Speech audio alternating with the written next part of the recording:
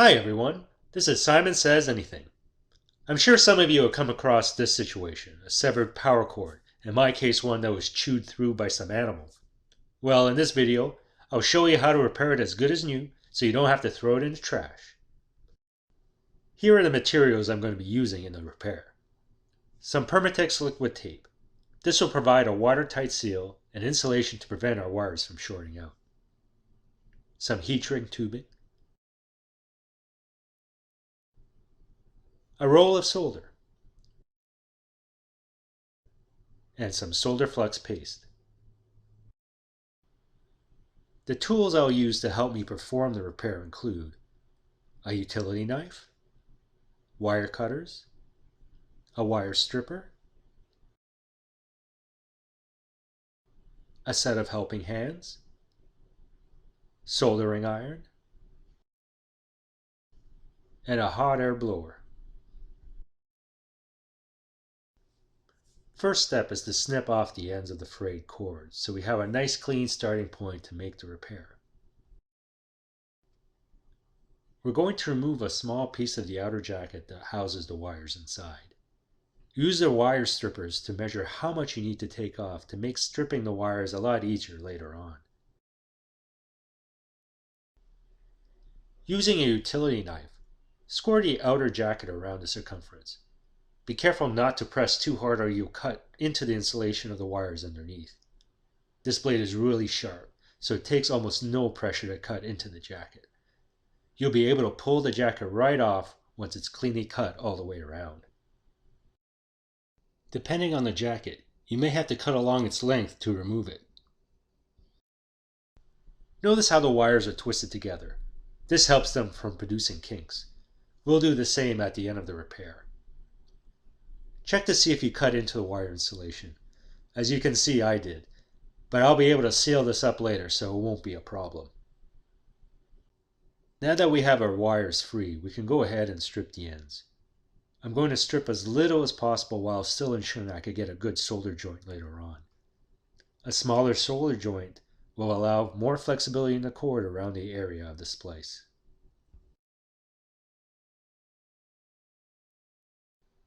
Having a set of wire strippers like these makes this task not only easy but quite enjoyable. Look how nice and even those ends are.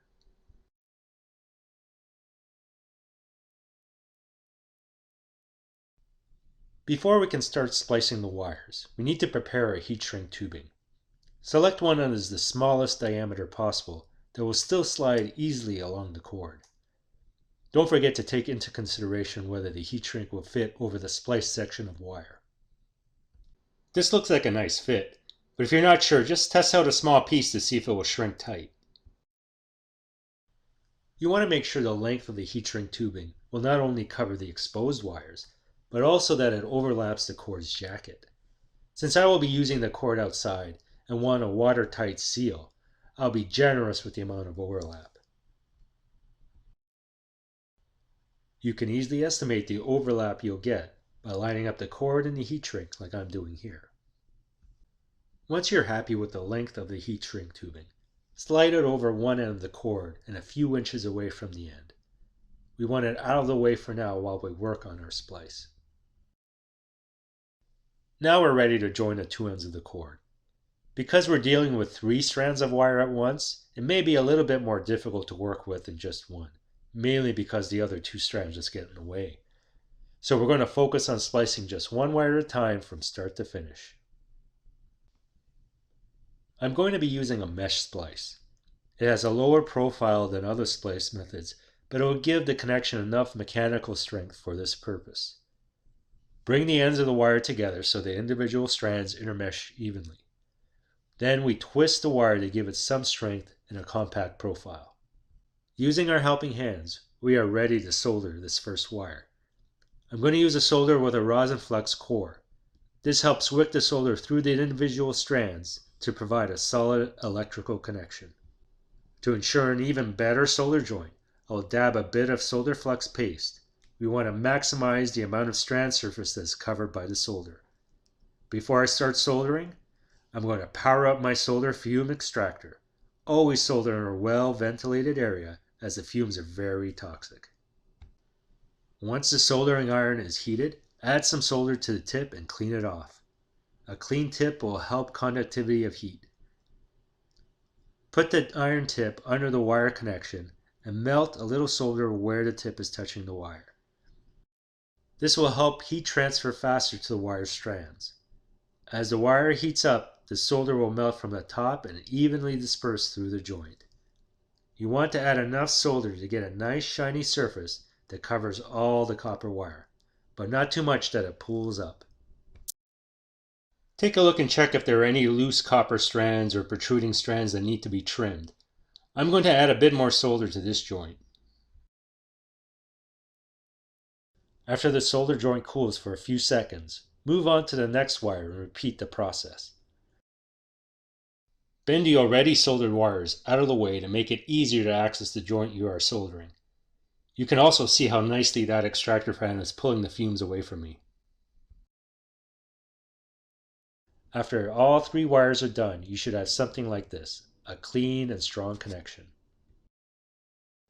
We are ready to apply the liquid tape to the solder joints.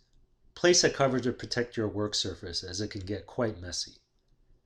Using the helping hands will secure the cable for this step.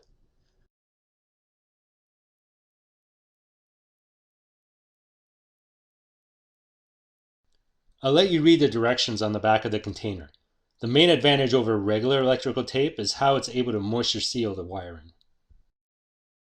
We'll stir the sealant for about a minute and then apply a light coat onto the exposed joints with some overlapping the wire insulation.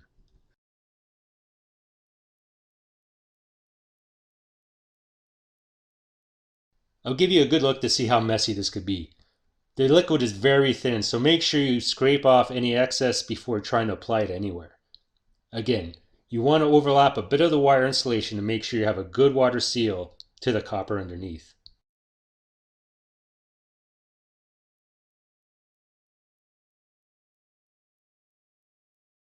Have a look around the wires to make sure you didn't miss any spots, and dab any areas you need to. We'll wait 10 minutes and apply a second coat in the same manner. I'm also going to dab some along the cut lines when we remove the outer jacket. The instructions say wait at least 4 hours before using. I'll give it 10 to 12.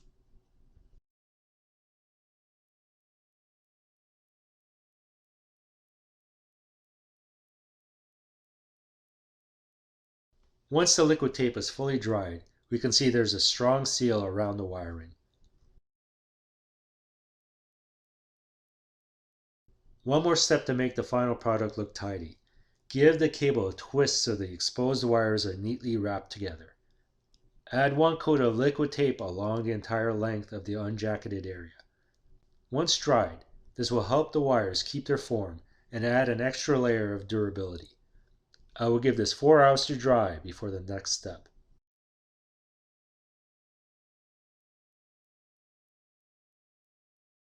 Take the heat shrink tubing that was inserted earlier and slide it over the exposed section. Make sure the tubing is centered by feeling for the rim of the jacket underneath.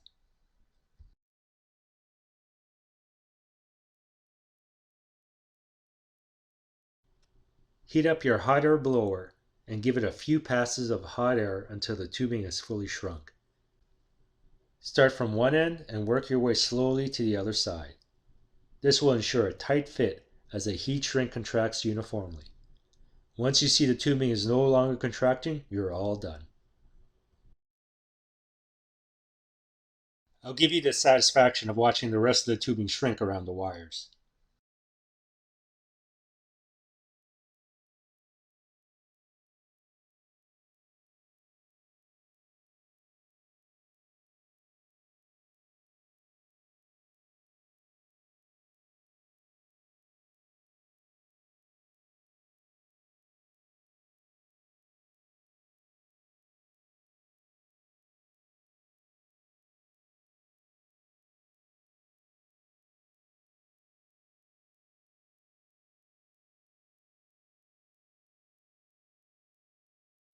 And there you have it, a watertight splice that is also strong, durable, and flexible. If you enjoyed this video and would like to see more videos just like it, please click the like button below. There are product links in the description for the items I used in this video, and there is a link to my website, simonsaysanything.com. Take care.